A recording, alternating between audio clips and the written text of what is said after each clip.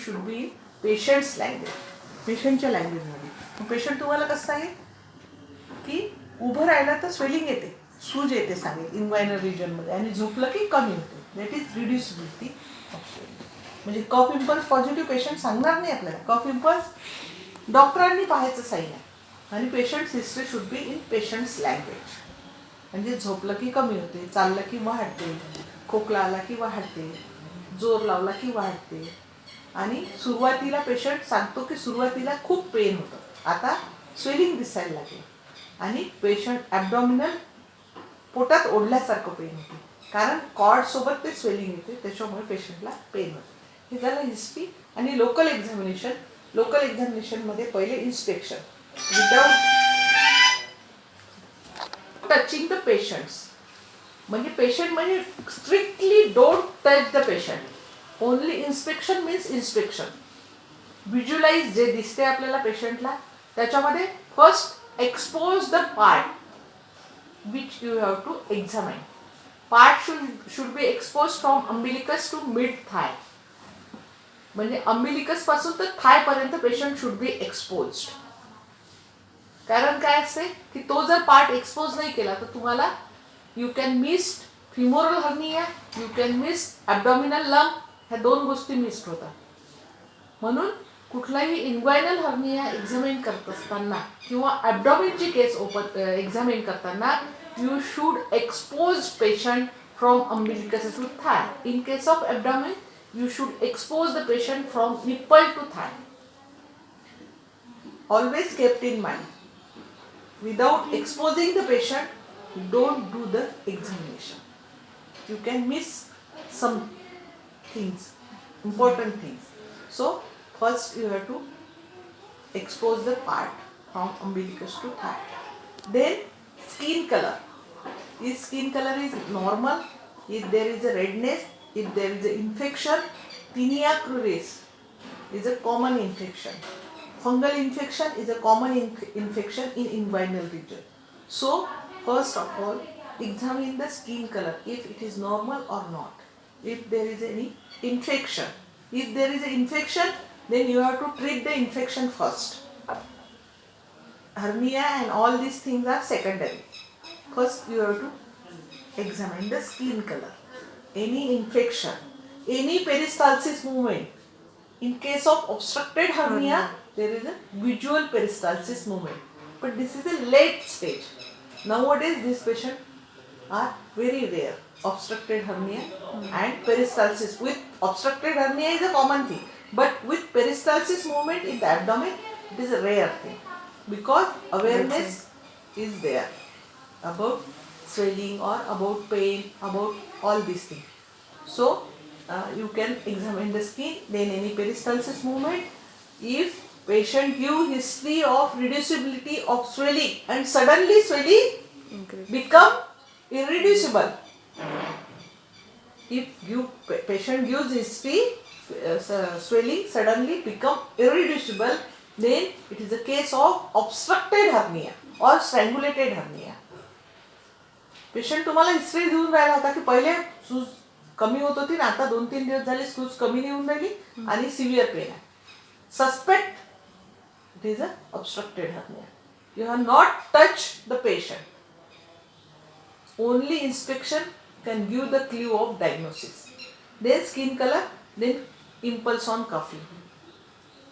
If reducible hernia, examine the patient, skin color normal, then ask the patient to cough. If there is a impulse positive, it is a hernia. Then position of penis. If there is a huge swelling, if there is a complete hernia, means content of hernial sac comes into the scrotum. Then it is a scrotal, inguinal scrotal swelling. And due to huge swelling, the penis shifted toward the opposite side. Then palpation. Palpation means with touching the patient. First, in inspection, you first examine the skin color. In palpation, you have to first examine the temperature, local temperature. Means at the site of hernia, you have to palpate the patient for temperature, local temperature.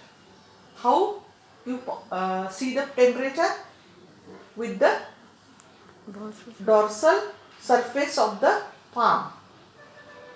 First of all, you have to see the normal side temperature.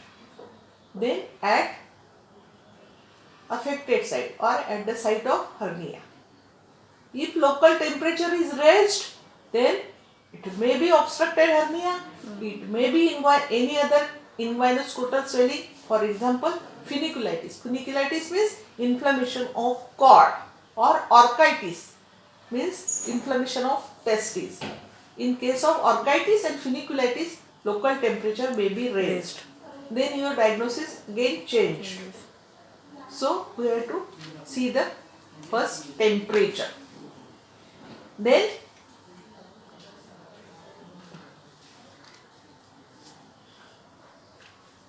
position of swelling and exact site of swelling. Two anatomical structures are considered in respect of inguinal hernia. Two aspects means inguinal region मध्ये पाहत असताना examine करत असताना in to aspect हर्नियाच्या दृष्टीने एक femoral hernia and inguinal hernia. तर कोणते ॲस्पेक्ट पाहिजे? Pubic tubercle and inguinal ligament. मी तुम्हाला सांगितलं होतं त्या दिवशी. This is the pubic tubercle and this is the inguinal ligament. This is inguinal ligament and this is the pubic tubercle. हे दोन पार्ट आपल्याला पाहिजे. Below pubic tubercle, lateral to pubic tubercle and below inguinal ligament, that is femoral hernia. Medial to inguinal ligament and above the pubic tubercle, that is femoral hernia. Inguinal hernia. आलं लक्षात? Inguinal ligamentच्या खाली pubic tubercle चे lateral. इथून जर येत असेल तर that is femoral hernia. Above inguinal ligament and medial to pubic tubercle. Then hernia is inguinal hernia.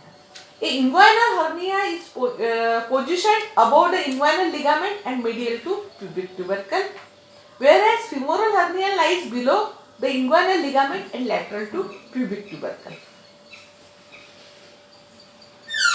Then to get above the swelling. हा शब्द खूप महत्त्वाचा आहे. To get above the swelling. आपल्याकडे हे आहे व्हिडिओ आहे त्याचा. टू गेट अबोव द स्वेलिंगचा. अबोव द स्वेलिंग असं वर्ड आहे तो. To get reach above the swelling म्हणजे इन्ग्वायनल स्वेलिंग आपण जेव्हा पाल्पेट करतो तेव्हा आपल्याला नॉर्मली तुम्हाला कॉर्ड पाल्पेट होते का पाहायला पाहिजे. त्याच्यासाठी to get reach above the स्वेलिंगसाठी नॉर्मल केसेसमध्ये थंब आणि इंडेक्स फिंगरमध्ये जेव्हा आपण अशी गोष्ट पकडतो ती जर होल्ड होत असेल, या याच्या बोटांमध्ये जेव्हा धरतो आपण अशा प्रकारे इन्ग्वायनल रिजनमध्ये, इन्ग्वायनोस्क्रोटल रिजनमध्ये कॉर्ड आपण पाल्पेट करत असतो मेलमध्ये. तर ही test to get reach about the swelling कशासाठी पाहतो? If swelling is purely scrotal or inguinoscrotal. म्हणजे नुसतं स्क्रोटम मध्ये आहे स्वेलिंग हे समजा.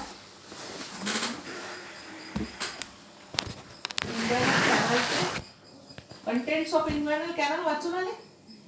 काय काय कंटेंट्स आहे?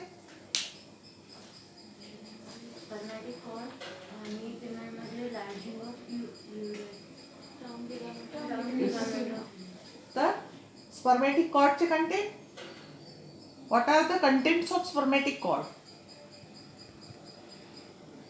ते पण वाचायला सांगितलं. वास डिफरन्स, मॅम्पिनिफॉर्म प्लेक्सस,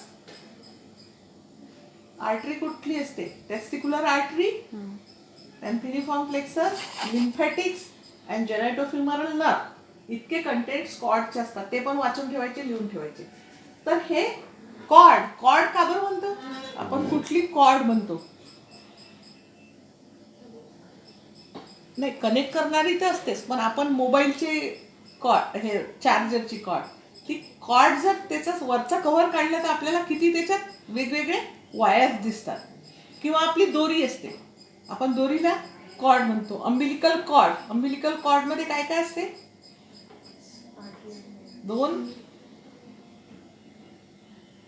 दोन आर्टरी असतात की दोन वेन असतात?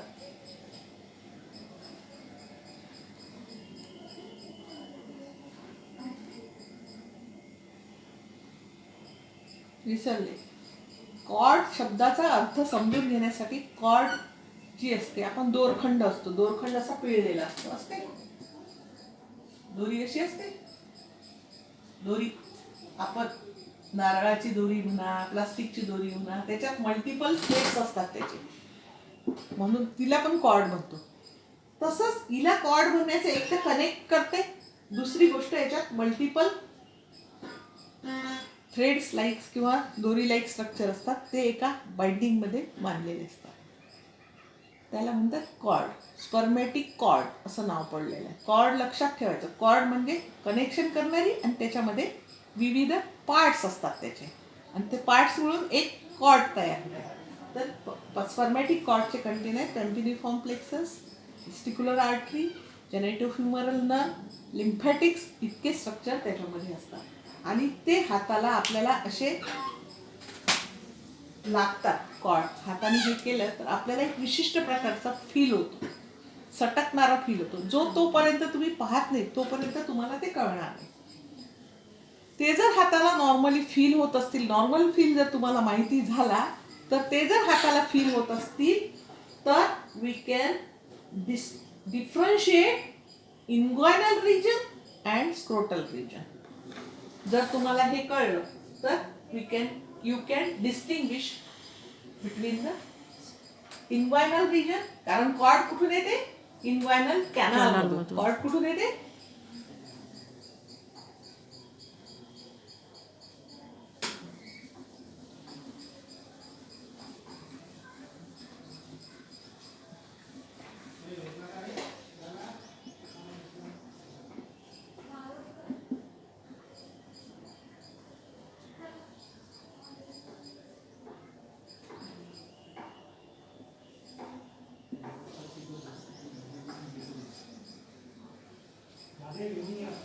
कॉर्ड ही असते, ही टेस्टिस. आता इन्ग्वायनल हा हे, आणि इथून इन्ग्वायनल हर्निया. तर जर हे थंब आणि इंडेक्स मध्ये तुम्ही फील केलं आणि तुम्हाला कॉर्ड जर लागत असेल, तर we can get reach about the swelling. तर तुम्हाला हर्निया आणि हायड्रोसिल हे दोन swelling, hydrocele is a purely scrotal swelling, hydrocele is a purely scrotal swelling, and hernia is a inguinoscrotal swelling. Inguinoscrotal swelling. तर हे दोन प्रकार असतात, म्हणून to get reach about the swelling हा महत्वाचा मुद्दा आहे. तर hydrocele is a purely scrotal swelling and inguinoscrotal हे hernia is a inguinoscrotal swelling. म्हणून आपल्याला हायड्रोसिल आणि हर्नियामध्ये डिस्टिंग्विश करत असताना थंब आणि इंडेक्स फिंगरमध्ये जेव्हा आपण कॉर्ड पकडतो, तेव्हा प्युअरली कॉर्ड जर आपल्याला पाल्पेट होत असेल, तर त्याला म्हणतात to get reach about the swelling. Otherwise आपल्याला कॉर्ड लागत नसेल, कॉर्ड आपण होल्ड करू शकत नसेल, तर it is a inguinoscrotal swelling. In case of swelling, this is important. This examination differentiates a scrotal swelling from an inguinoscrotal. This examination differentiates scrotal swelling from inguinoscrotal swelling. The root of the scrotum is held between thumb in front and other index finger behind the testes. Attempt to reach above the swelling. In case of inguinal hernia, one cannot get reach above the swelling. Whereas in case of scrotal swelling, purely scrotal swelling, one can feel nothing between the finger except structures within the spermatic cord. In case of femoral hernia, this examination is no use as femoral hernia does not give rise to the scrotal swelling. Femoral hernia इथं असतो, त्याच्यामुळे कॉर्डशी किंवा इन्ग्वायनल कॅनलशी काहीही संबंध नसतो. Relation of the swelling to the testes and spermatic cord. Inguinal hernia remains in front and side the spermatic cord and the testes, which remains incorporate in swelling. If hernia is acquired or funicular, the hernia stops just above the testes. Two classical signs of uncomplicated hernia. Classical or cardinal signs. Write down in red pen. Impulse on cuffing and reducibility. These are the two important cardinal or classic signs of hernia. Then see the cuff impulse with palpation. In inspection, we do the cuff impulse with inspection. In case of impulse on cuffing, with palpation. The examination should always be performed in standing position of the patient. Standing position मध्ये आपल्याला impulses चांगले लागतात. When there is no swelling, a finger is placed on the superficial inguinal ring and the patient is asked to cuff. The root of the scrotum can also be held between the thumb and index finger and felt for the impulse on cuffing. Contents of hernia will force out through the superficial inguinal ring and separate the thumb and the index finger. This is expansile impulse. Impulse on cuffing will be absent in case of strangulated hernia. Impulse on cuffing कधी कधी visualise होत नाही तेव्हा आपण palpate. This is superficial inguinal. इथं हात ठेवायचा आज द पेशंट टू कफ. आपल्या हाताला फील होते. दुसरं परत कॉर्ड आणि हे थंब आणि इंडेक्स फिंगर मध्ये पकडून पेशंटला कफ करायला लावायचं. इंडेक्स फिंगर अँड थंब दूर दूर जाते. That is expansile cough impulse positive.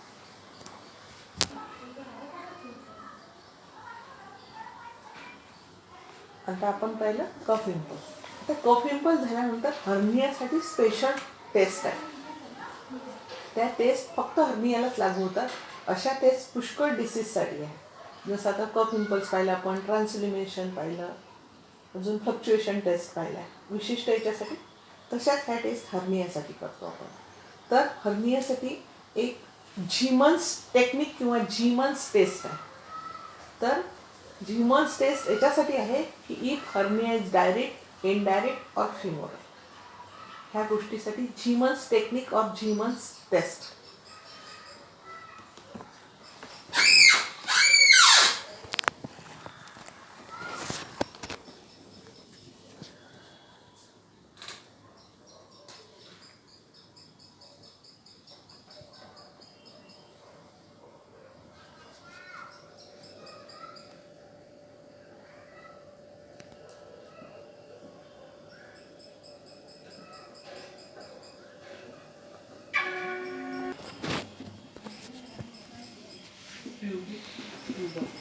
He deep inguinal ring आणि ही सुपरफिशियल इन्व्हायनल रिंग. आणि याच्यामध्ये आपल्याला 3 बोट असे ठेवायचे पेशंटच्या याच्यावर. आणि आज the patient to cough. Impulse इथे लागले तर इनडायरेक्ट हर्निया, आपलं डायरेक्ट हर्निया. इथं लागले तर इनडायरेक्ट हर्निया आणि इथं लागले तर नाही. इथं ठेवा खाली. इथं ठेवा. फिमोरल ओपनिंग वर एक डीप इन्व्हायनल रिंग, एक सुपरफिशियल इन्व्हायनल रिंग अँड एक फिमोरल ओपनिंग. 3 ठिकाणी ठेवायचे. याला लागले तर डायरेक्ट हर्निया, याला लागले तर इनडायरेक्ट हर्निया, याला लागले तर femoral. That is Zieman's technique.